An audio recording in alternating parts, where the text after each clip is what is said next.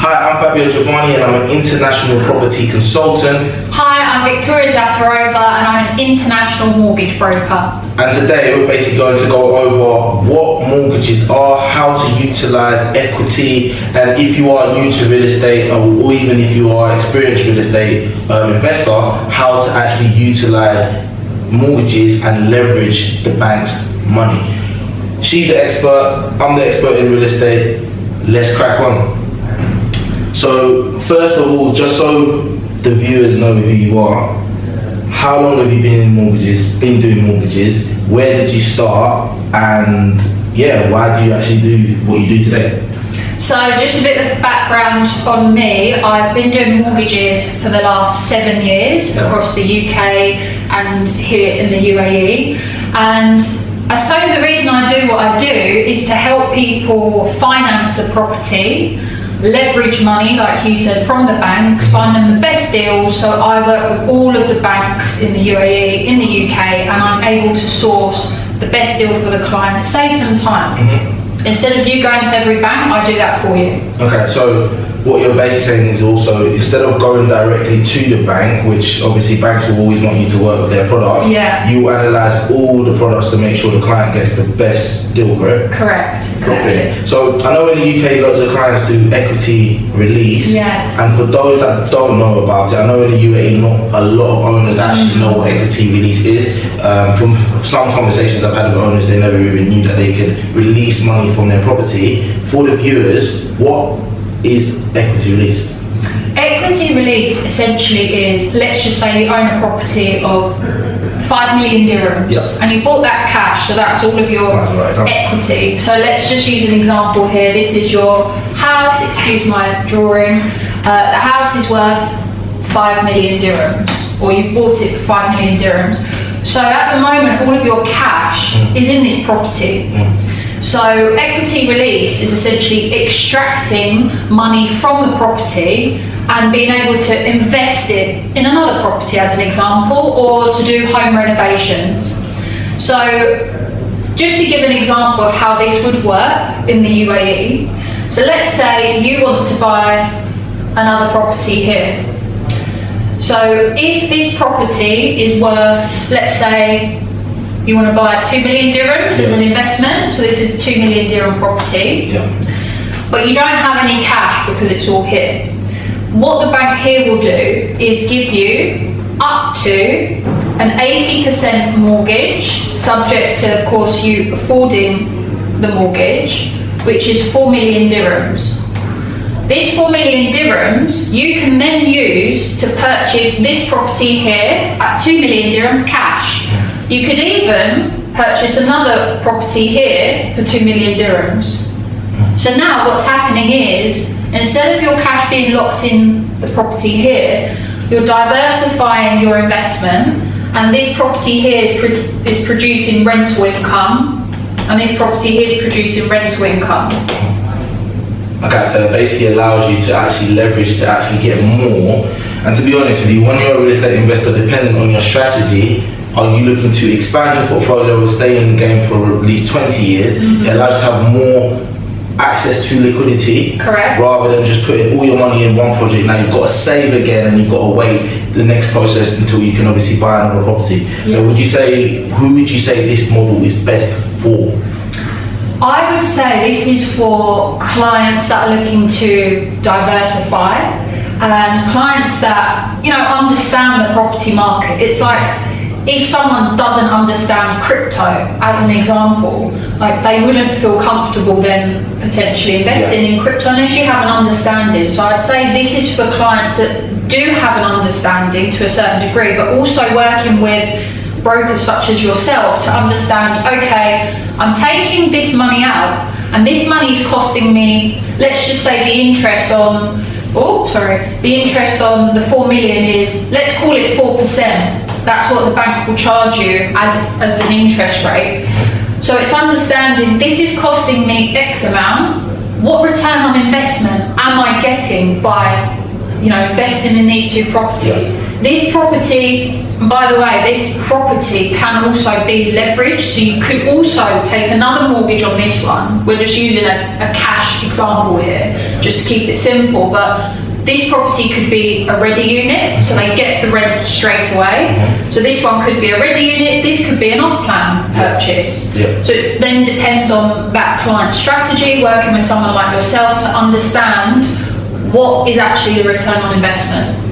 Another thing to take into consideration is you don't always need to use it to buy another property. You could also use it if you want to do a renovation on your property. Because sometimes if you're obviously holding for a long term, you might need to upgrade your property, especially in Dubai. If loads of your properties are copy and paste, they look the same, the best way to add value is obviously doing a renovation. And if you're still in it for the long run and you're getting your rentals, yes, your yields might drop a little bit, but then you've added value onto your property as well. So it's basically just like recycling your money back into your investment rather than, I know some people don't like the fact that they're taking out lending interest, but if you do it correctly, you won't be out of pocket and your money will be working for you rather than you working hard to get the money. So what would you say the most common misconception is about this? What is the type of negative responses you get or the drawbacks that the owners or investors say, I don't want to do this, but what do you normally come across? I think it comes down to the understanding of what this actually is. I think a lot of people have this view that mortgage debt is bad debt. But there's a difference, right? Because you could say it's bad debt. Let's just say if this interest rate is 8% and then here you're only making a 4% return, then of course that doesn't make sense. But when you know your numbers and you're working with the right team, I would say this works very, very well. In the UK, this model is normal, shall we say. In the UAE, I think the biggest misconception is that mortgages are bad. Is there like a limit on how many years you have to wait until you can release equity? No. So let's just say for off-plan, right? Off-plan you can't do it during the construction phase, but let's just say during handover, the property's gone up in value. Let's say they bought at 1 million and now they're able to sell it at 2 million, let's just say on handover. Obviously I know they'd have to pay the full installments first, but would they be able to release money, let's just say a month after that, to buy another property? You can actually release it on handover. We can do an example if you like. Just do a new page. New. We'll do an example, so if you've got an example in mind, we'll go through it. Alright, let's use... So this is, let's just say, equity release. Let's just use even myself as a case study. So and this will be for off-plan. We'll just use that as a case study. So for example, on the 3 bedrooms in Parkside 3, some owners were able to buy, let's just say, at 1.2. So the OP was 1 point? Let's say 1.2 million. I know some got less, but we'll just use these numbers. And now handover? Well, so before the war, they were selling at 2.5. Now they're going for around 2.1, but obviously they're still in profit anyways. So at handover, it's now 2 points? Let's just say 2.5 on handover. 2.5.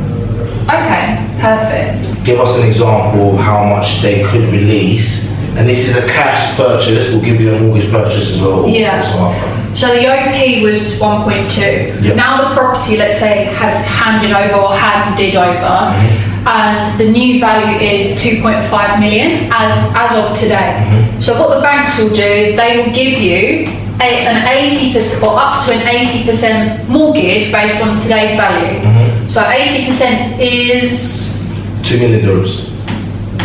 So smart.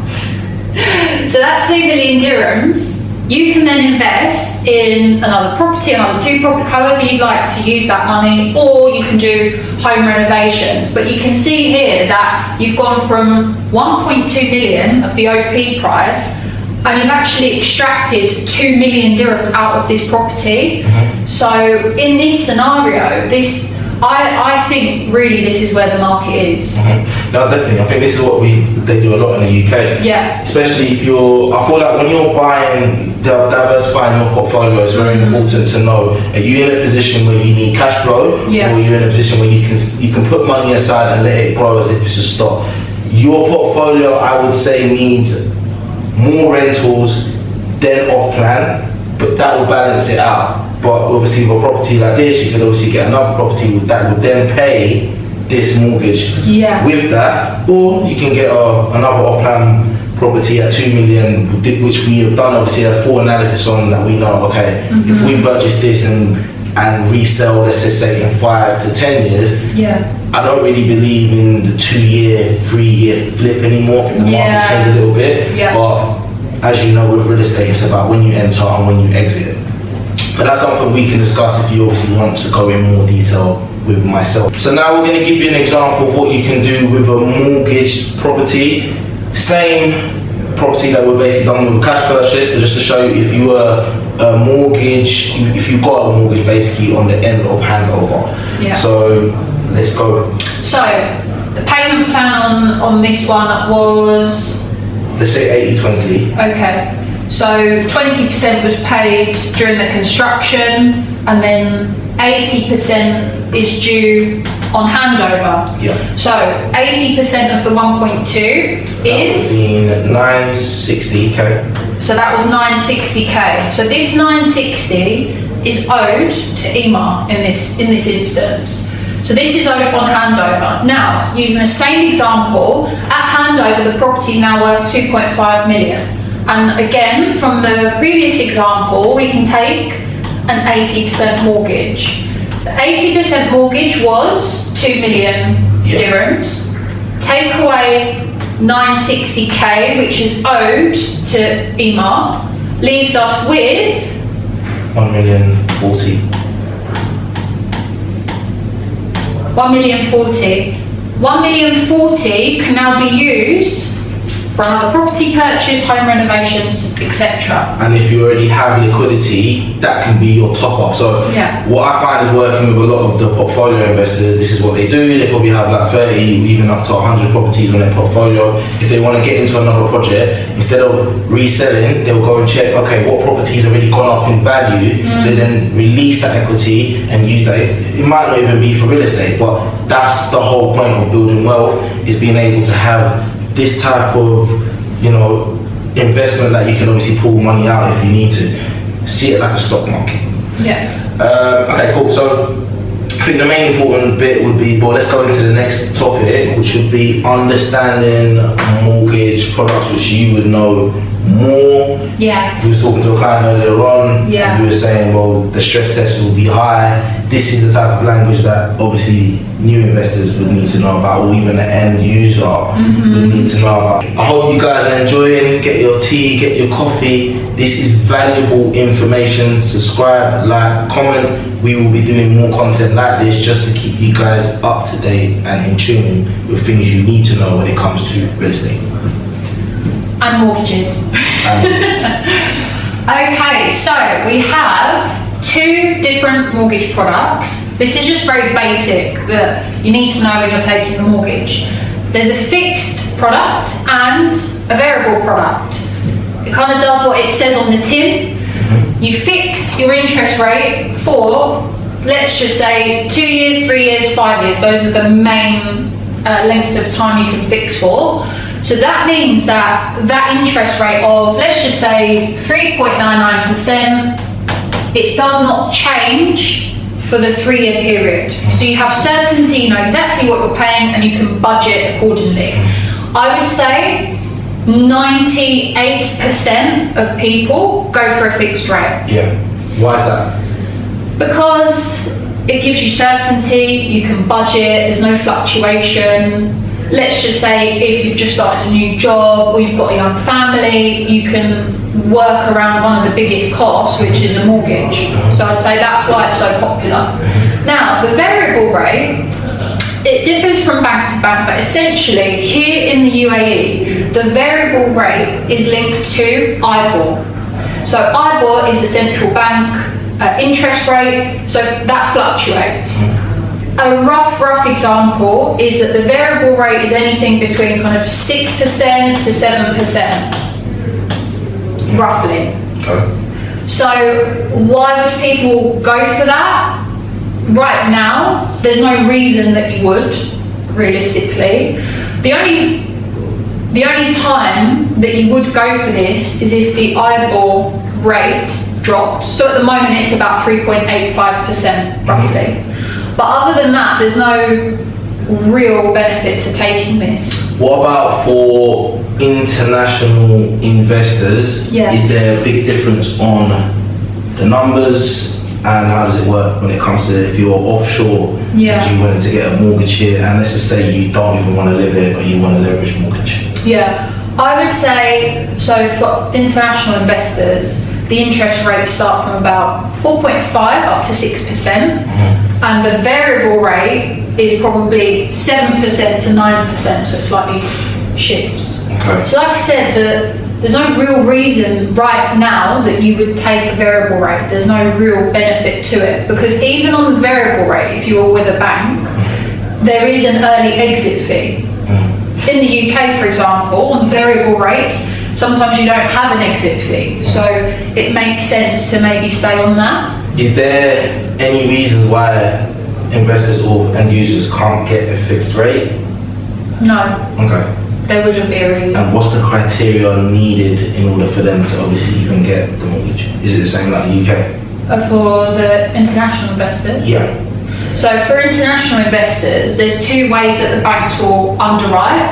Shall I start a new page on it? Yeah, it can be. Yeah. These are the things that we're basically going to need to know, innit, really. Yeah. We can do locals or after that as well. I'll put non-resident. This is also a recap for me, not just you. This is a hot topic actually, we get asked this a lot. So, as a non-resident, typically you can take between a 50 to a 60% mortgage. Okay. So it's 50 to 60%. Sorry, that 5's awful. So 50 to 60% loan to value, which means mortgage. So the criteria for that, it depends on the banks, but there's two ways of looking at this. Number one is the banks will ask for all of your income documents, credit commitments in your home country. So it's a more forensic type of underwriting. So they will ask for everything, credit report, etc. That interest rate will be around 4.5% on this type of underwriting. For some clients, let's just say they don't have sufficient income or they've got loads of credit commitments in their home country, so this type of underwriting won't work for them because they won't be able to get the mortgage that they need here. The alternative is something called a low doc a low doc type of underwriting, where the bank doesn't care about your credit commitments, your credit report, etc. in your home country. What they care about is that you have at least 6 months of mortgage payments, of whatever the mortgage is, saved for 6 months. Okay, makes sense. So essentially it's underwritten more on your savings rather than your income. They still need to see income of some sort, but there's no kind of minimum income needed. Okay. So this, if we're going down this route, guess what? The interest rate will be slightly higher because it's a slightly more relaxed type of underwriting. So the interest rate on this is 5.99%. Okay. So it does cost you more. So how do clients avoid over leveraging? It's a good question, and there is a protection in place, shall we say, by the central bank. So let's say you're earning 50,000 dirhams every month. That's your monthly salary. There is a central bank rule that you cannot have more than 50% of your salary as debt. That debt could be credit cards, auto loan, personal loan, mortgage. Those are the 4 main ones. So that means that in this scenario with the mortgage, the maximum mortgage payment, the maximum debt overall, including the mortgage payment, cannot exceed more than 25,000 dirhams every month. Okay. So if someone doesn't have any debt at all, technically the mortgage payment could be 25,000 dirhams every single month. Okay. So this is in place to essentially avoid you as a client over leveraging. So we've actually gone a little bit in more details for you, and this answers the questions why you should go to a mortgage broker rather than going to a bank. So what Victoria's done is actually put a stress test example using real numbers, and she's basically going to break it down so you understand how much more you can get if you get a mortgage broker to actually do a stress test through all the banks, right? Correct. Perfect. Exactly. So let's get into it. So in this example, I've used someone that's on a salary of 30,000 dirhams a month over a term of 25 years, assuming the interest rate is 3.99% and assuming they have no credit commitments at all. So just to explain what a stress test is, very simply put, a stress test is the bank assuming that after your fixed rate period, you then naturally go on to a variable rate. This variable rate is what the bank stresses your income, because they need to assume that if you don't fix again, that you can afford those monthly payments at the variable rate. And that variable rate changes between banks. And this is essentially the stress test. So, Bank A, their stress test is 7%. So let's just say, Fabio, you go to your own bank, and their stress test is that. Okay. That means that based on your scenario, they're giving you a mortgage of 2.122 to be precise. So what that means is, if it's an 80% mortgage, that is allowing you to purchase at 2.65 million, and it's costing you just over 11,000 dirhams a month for this property, again assuming this interest rate. Now, Fabio comes to me and I go to the whole of market. So using the exact same scenario, I can then access a bank that will stress at a lower interest rate, assuming 5.6%, which means we're then getting a mortgage of 2.41 million, which then means that you're then buying, oh that was an awful 3.02 million, and it's costing you 12,700 every month. That's a difference in monthly payments. 1,500. 1,500 is the difference. So you can see there that you've increased your budget by around 370,000 dirhams. So from my point of view, let's say I'm the client, what could I get for let's call it just over 3 million versus 2.65? What does this mean for me as a buyer? It makes a big difference. I think, especially with the way the market is now, 3 million can open you up to a whole complete different area, or let's just say a bigger unit, get better price per square foot at this price point. So I think it all depends specifically on the product. That's where obviously I help do a full analysis of the market and then see, okay, what value for money can we get at that price compared to that price? But again, it all depends on the customer's needs and what they want. If it's an investor, we're obviously looking for yields and we're looking for good capital appreciation location based off of what is happening in the future in a specific location. For an end user, it's a no-brainer. You will obviously be able, you could go to a smaller townhouse at that price point, or maybe a 4-bedroom or 3-bedroom, sorry, to be correct. But then that budget now opens you up maybe to a 4-bedroom, which you maybe wanted originally. So it does make a big difference, and only for 1,500 is a no-brainer. I think that's ultimately the thing here, is that technically it's costing you an extra 1,500 dirhams a month, but what you can actually get for that as a client is quite a big difference in the two. Definitely. Okay, so we're going to wrap it up here. For any more information on obviously looking into investing in the market, or even specifically wanting to know a bit more about mortgages, you can contact me or Victoria, and we'll be more than happy to assist you.